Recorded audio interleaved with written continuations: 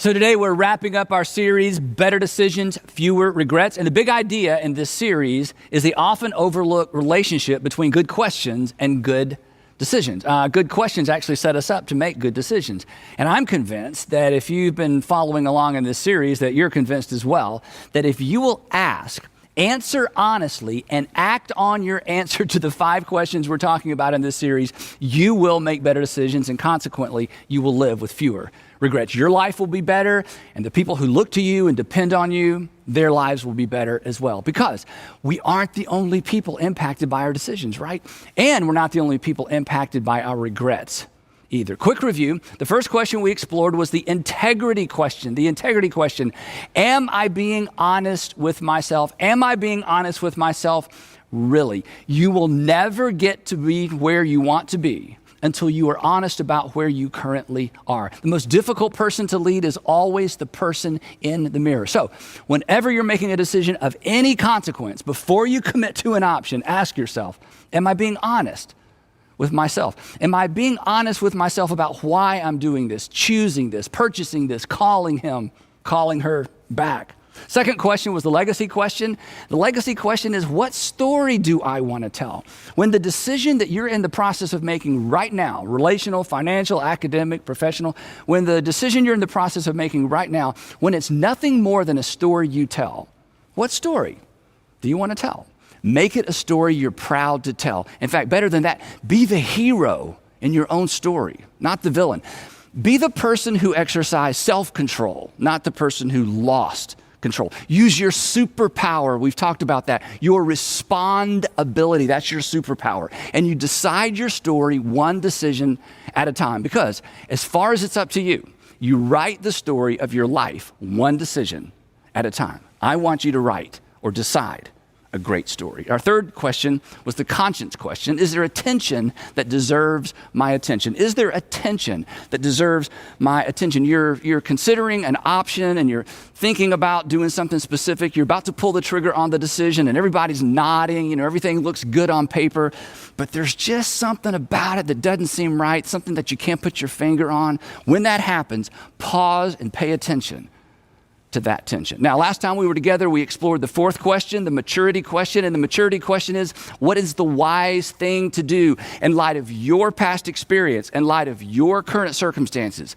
in light of your future hopes and dreams? What is the wise thing for you to do? An option may be legal or acceptable or permissible, not exactly immoral, but is it wise? Remember this, a decision can be not wrong and not wise at the same time. Unwise decisions, remember this, unwise decisions are gateway decisions. They lead to regret. In fact, your greatest regret was preceded by a series of unwise decisions. How do I know that? Because it's true for all of us. The decisions that preceded your greatest regret, they weren't wrong, they weren't illegal, but looking back, they were terribly, terribly unwise. So decide wise. And that brings us to our last question. Our fifth question is actually the relationship question. Now, again, if you've been a part of this series, you know by now that most of these questions are a bit terrifying because they are in fact so clarifying. And by clarifying, I'm referring to the fact that in most instances, you know the answer to the question even before you finish asking the question, right? And once we know, we can't unknow. And once we know the answer to these questions, we feel accountable. We feel accountable to ourselves, which is good. And honestly, it's a bit terrifying. It actually reminds me of a question my mentor, Reggie Campbell, used to ask me. He used to say this. He'd say, Andy, what do you hope I don't ask you about? Now, that's a terrifying question, right? Andy, what do you hope I don't ask you about? So I would dodge this question and I would say this, well, you can't ask that question, Reggie. You got to dig around a little bit. That's cheating. You got to discover that for yourself. And he would laugh and then he would repeat the question. Andy, what do you hope I don't ask you about?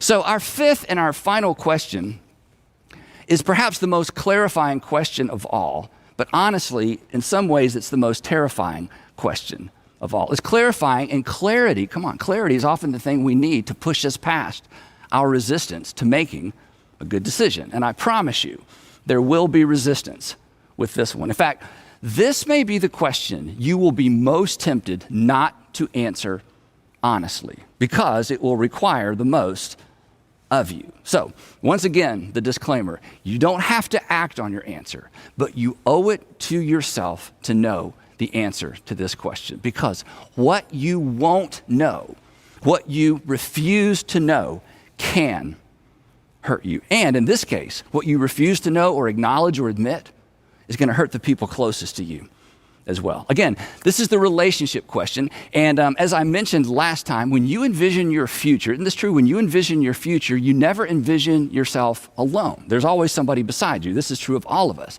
And perhaps that somebody is already beside you. Our final question, this fifth question, will help you keep them there. Perhaps you're looking for that someone.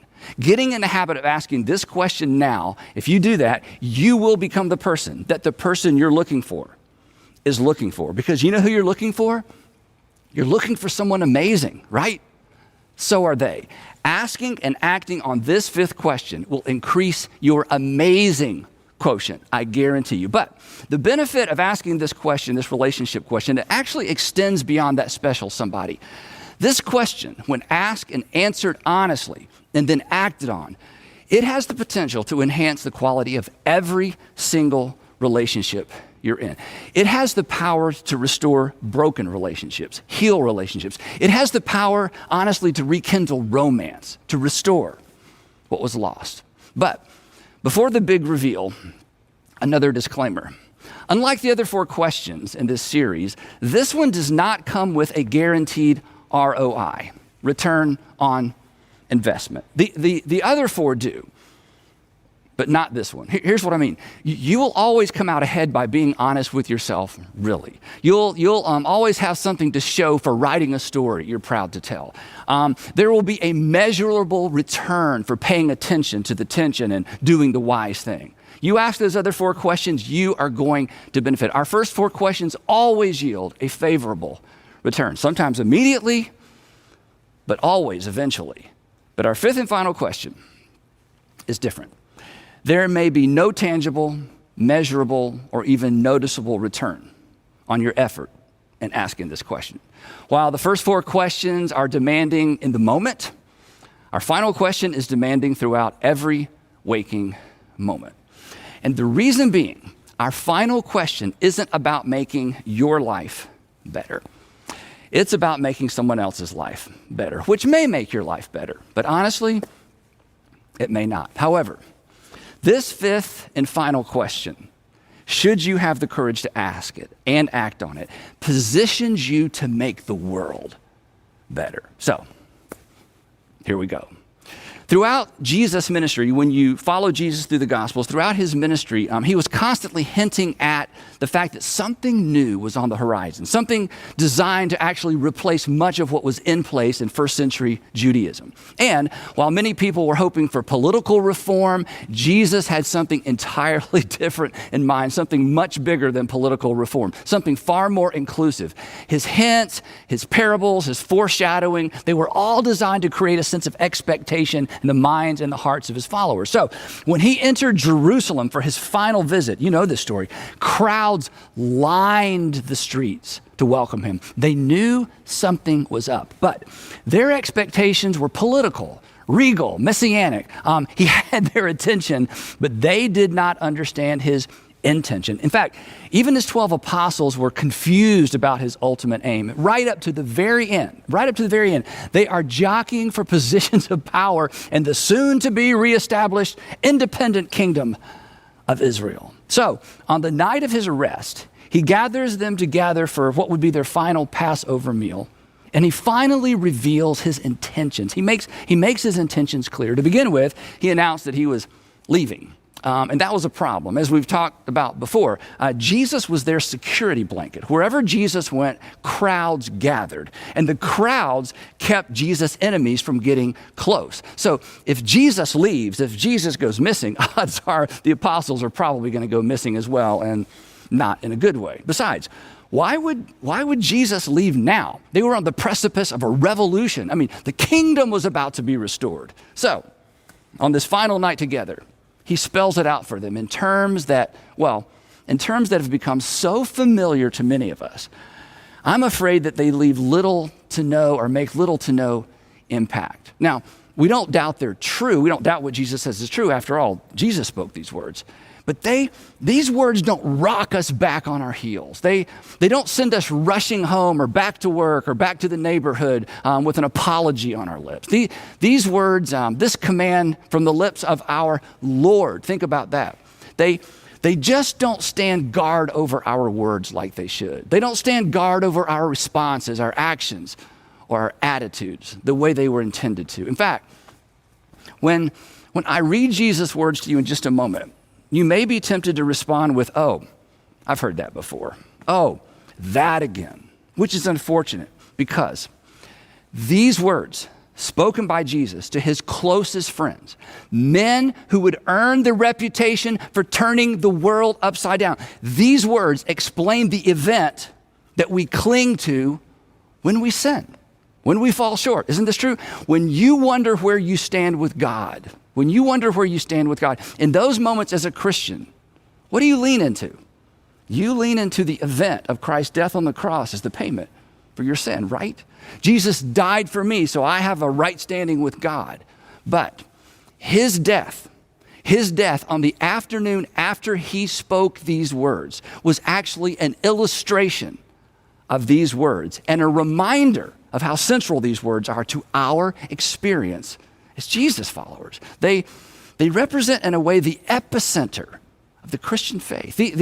These words are really what the kingdom of God looks like on earth. Paul, who was clearly rocked back on his heels by these words and actually never recovered, when he wrote his letter to Christians living in the Roman province of Galatia, he said this. He said, the only thing that matters is these words. And then in 1 Corinthians, he declares that if we don't get this one thing right, it doesn't even matter what else we get right. He understood what we missed. And here's the thing, and I understand this, we want deeper.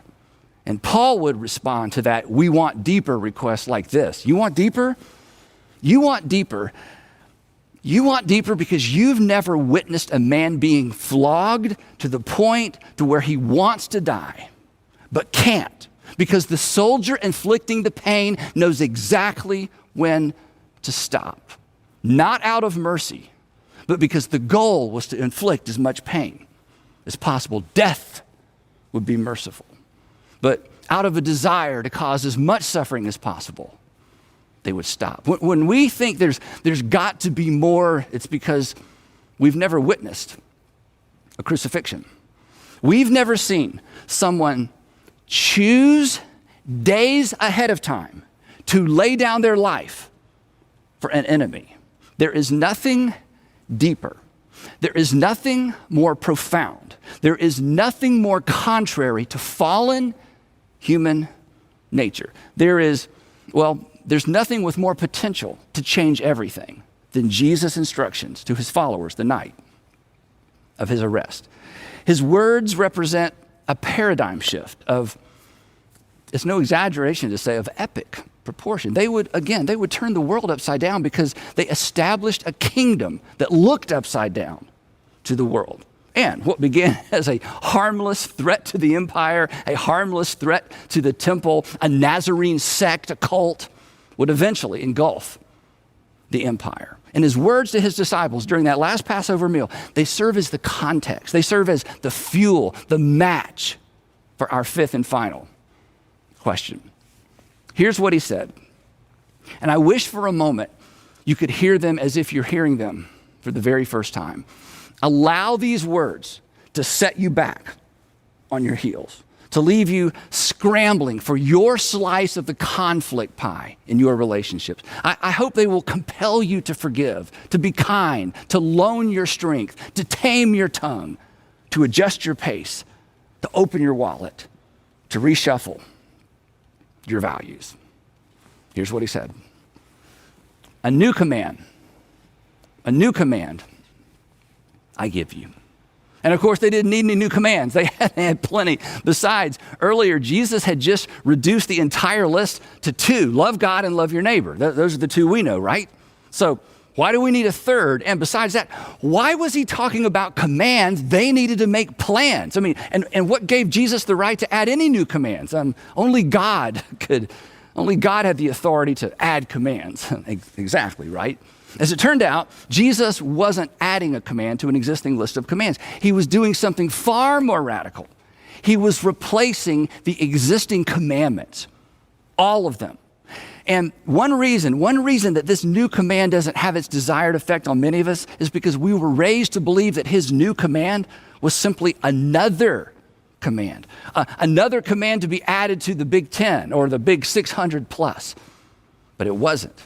Jesus had come to replace much of what was in place. A new command I give you: love one another. Which wasn't really actually new. But then, as we've said before, Jesus wasn't actually through. And he wasn't commanding them, and he wasn't commanding me, and he wasn't commanding you to feel something.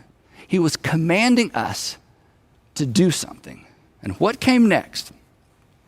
Well, what came next was unthinkable. But what came next changed the world. What came next trumped the golden rule. What came next trumped love God and love your neighbor. As I have loved you, so you must love one another.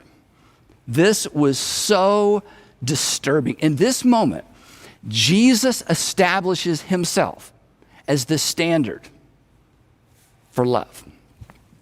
The standard against which we are to measure and evaluate our behavior if we're Jesus followers. You've heard it said, believing is all that matters. If you were raised in certain kinds of churches, it's all about believing.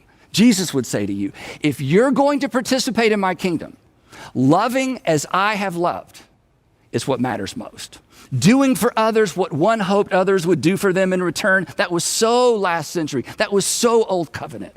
Jesus tells his followers on the night of his arrest to do unto others as he had done unto them. Now, this was extraordinarily personal for the guys seated around the table, right? I mean, when we read, as I have loved you, you're to love one another, we think of the cross. They didn't. They thought back over the previous 3 years. I mean, Jesus could have gone around the table and called them all out one by one. Matthew, you remember what you were up to when we met? Yes, sir, I was working for Rome from home. I was pretty much a government-sanctioned thief with bodyguards. I remember because good people, they kept their distance from me. And Jesus could have said, Matthew, do you remember what I said to you that afternoon when we met? Yes, sir. You invited me to follow you. And no one had ever done that before. In fact, when people thought I was following them, they just rushed home. Exactly. Matthew, extend that same grace to every single person you meet for the rest of your life. As I have loved you, Matthew, that's how I want you to love. And he could have worked his way around the table, one by one. Love as I have loved you. Extend the same grace, the same forgiveness that I have extended to you. So, real quick, how about you? Well, let's put you in Matthew's seat for just a minute. What were you up to? What were you up to when you first understood and accepted the call to follow Jesus? Think about that season of your life. And to think, he loves you. Anyway, he hears your prayers. He forgives you over and over for the same dumb stuff, right? Me too. I mean, in my case, I have no excuse. I have no excuse not to extend grace, forgiveness, and mercy, second and third chances to everybody I meet because I've been commanded to love as I have been loved. And I have been given second and third chances by my Savior.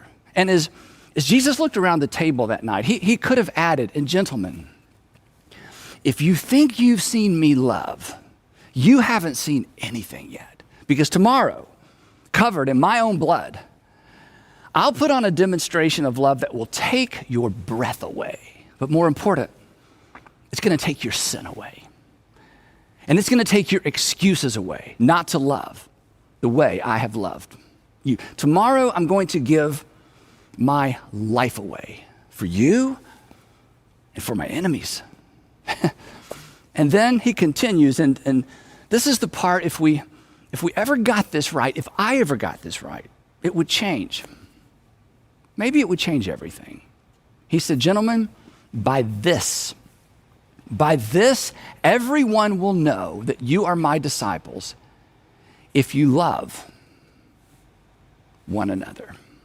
Now, the term this is a demonstrative pronoun. Remember those?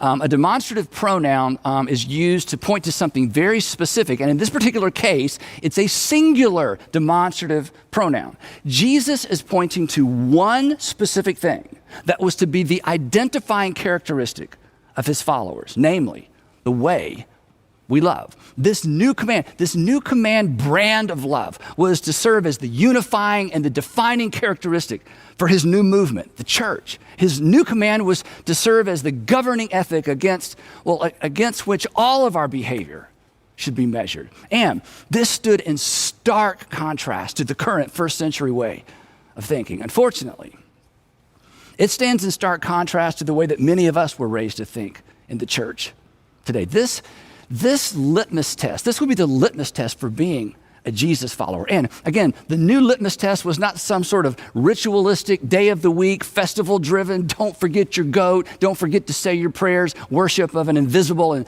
somewhat distant God. Following Jesus would not be looking for ways to somehow get closer to God who dwelled out there somewhere. Jesus followers, according to what Jesus said that night, Jesus followers would demonstrate their devotion to God by putting the person next to them in front of them, as he would do the following afternoon. Authentic Jesus followers would not authenticate their love for God by looking up. They would authenticate their devotion to God by looking around, by loving the people around them. And then, This was so unprecedented, and an unprecedented move for a religious figure especially. Jesus didn't leverage his position or even his equality with God or his messianic authority to stir his followers to action. He didn't say, hey, and guys, you better do this because, well, do you know who I am? He didn't anchor his new command to his divine right as king. Paul said it best, that Jesus did not regard equality with God as something to be leveraged for his own benefit. Instead, do you know what he used to inspire his followers to action? Do you know what he used to inspire you and me to action? He leveraged his sacrificial love. Why? Why should his disciples obey this command to love? Because he loved them first. He went first. They were to do unto others as Jesus had already done and was about to do unto them. A new command I give you, love one another. As I have loved you, so you must love one another. Jesus' new all-encompassing command was far less complicated than the prevailing system, but it was far more demanding. There are no loopholes, no workarounds in this brand of love. It's why we avoid it. It's why we are tempted to take the new command and simply add it to a list of commands, perhaps hoping it will get lost in the mix. And that brings us at last to our fifth and our final question, the relationship question. The question, honestly, that paves the path to relational health. The question that really lays a foundation for mutually beneficial and mutually satisfying relationships. A question that honestly brings inescapable clarity to just about every relational decision you will ever bump up against. A question, I think a question everyone should ask, but a question that Jesus followers, well, we have to ask it. Our fifth question is this: what does love require of me? What does love require of me? This clarifying and, as I said earlier, terrifying question should stand guard over our consciences. It should serve as a guide, a signpost, a compass as we navigate the complexities of relationships. It should inform how we date, how we parent, how we boss, how we manage, how we coach. It should form a perimeter around what we say and what we do in our roles as spouse, coworker, neighbor, friend. This question gives voice to God's will for us on so many issues, on issues where the Bible is silent. It fills the gaps. It succeeds where concordances fail. If you're a Christian, it crushes that insipid justification that we all grew up using. But the Bible doesn't say there's anything wrong with, right? This question closes all those loopholes. In fact, it exposes our hypocrisy. It stands as judge and jury. It's so simple, but it is so inescapably demanding, and it intersects with every imaginable relational scenario. I mean, we're all tempted to ask or wonder sometimes relationally, how little can I get by with, right? The very thing we don't want the person on the other side of us to consider.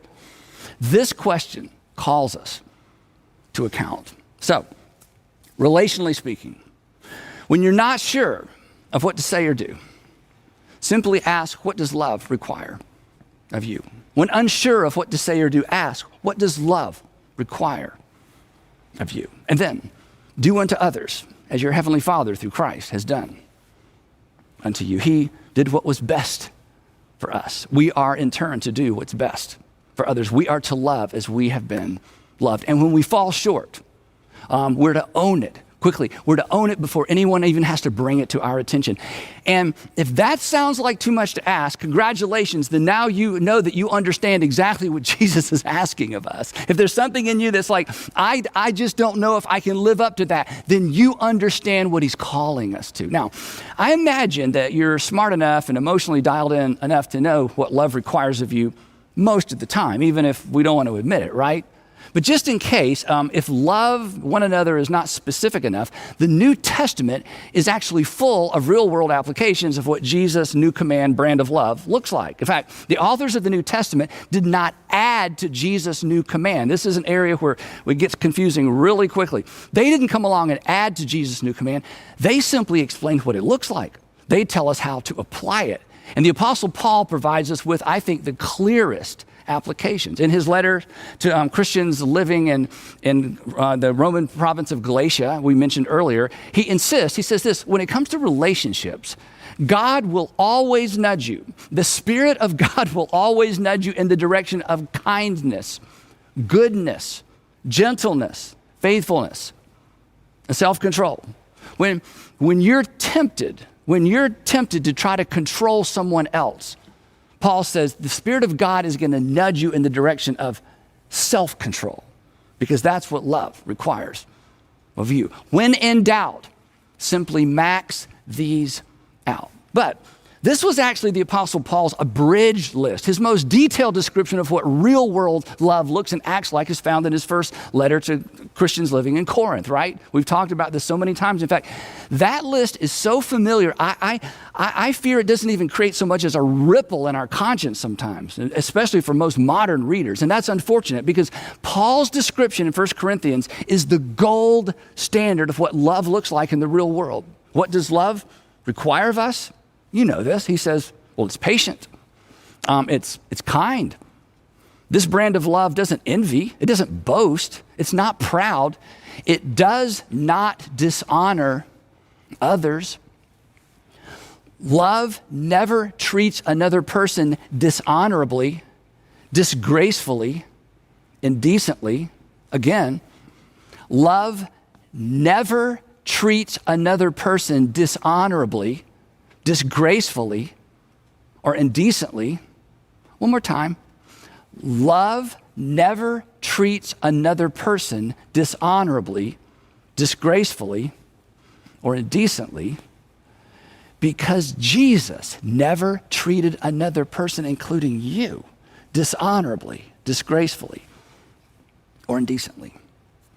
What if we just got that right?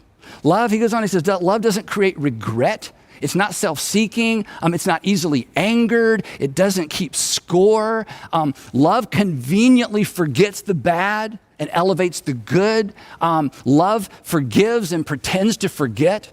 That's what love requires. Love doesn't delight in evil, but it rejoices with what's true. It always protects. In other words, love never smuggles something harmful into the relationship. Just the opposite. Love keeps harmful things out. Love doesn't seek to win arguments. Love works to protect the relationship.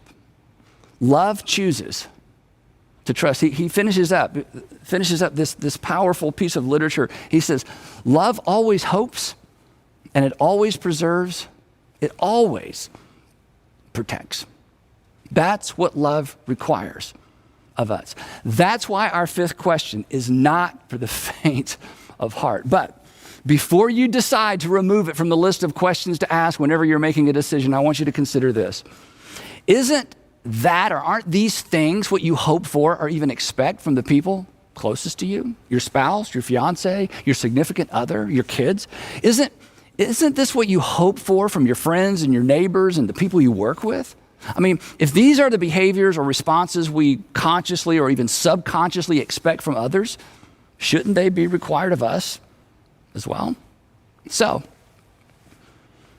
before you react to someone, before you over-respond to someone, before you remind them of their past, before you get out of the car and go into the house to straighten everybody out, before you walk into his or her office, as you're contemplating that invitation, before you decide, ask, what does love require of me?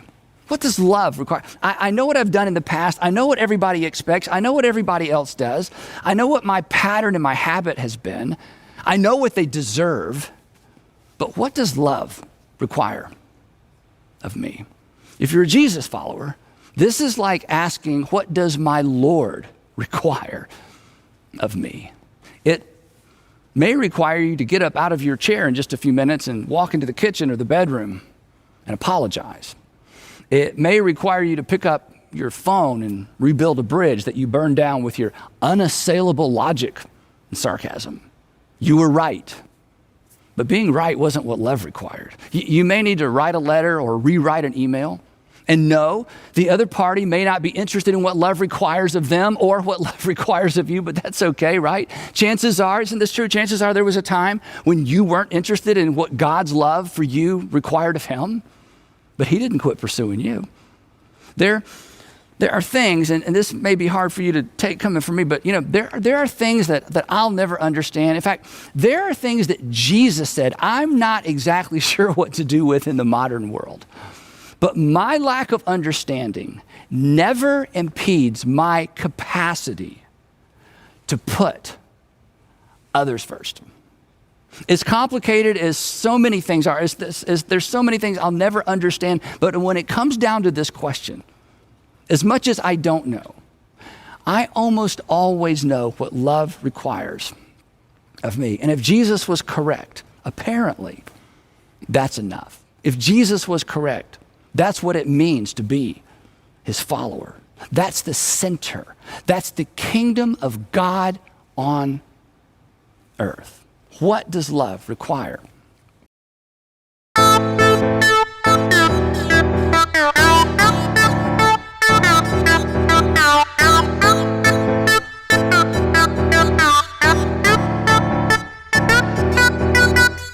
Hey, pretty baby in the high heel on.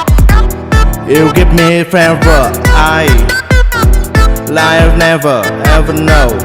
You are sure the products of love life. I like the full earth. Your walk, your talk, your dread. I feel your forever from my little crown. You, freak you.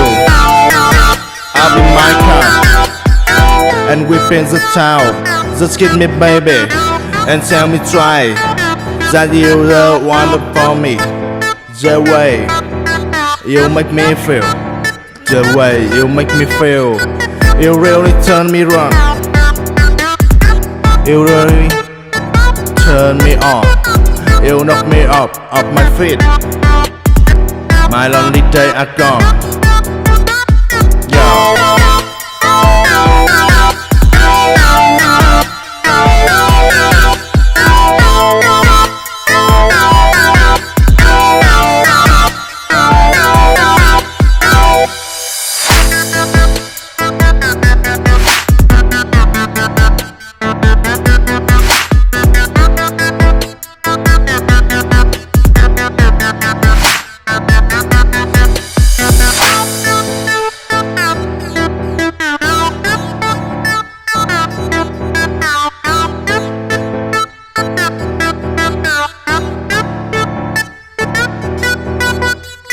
Pretty baby in the high heel on. You give me favor, I I'll never ever know. You are sure the products of love life. I like the blue up. Your walk, your talk, your dress. I feel so forever from my little crowd. You freak you. I'll be my car and whip in the town. Just kiss me baby and tell me try that you the one for me. The way you make me feel, the way you make me feel, you really turn me on. You really turn me on. You knock me off my feet. My lonely days are gone.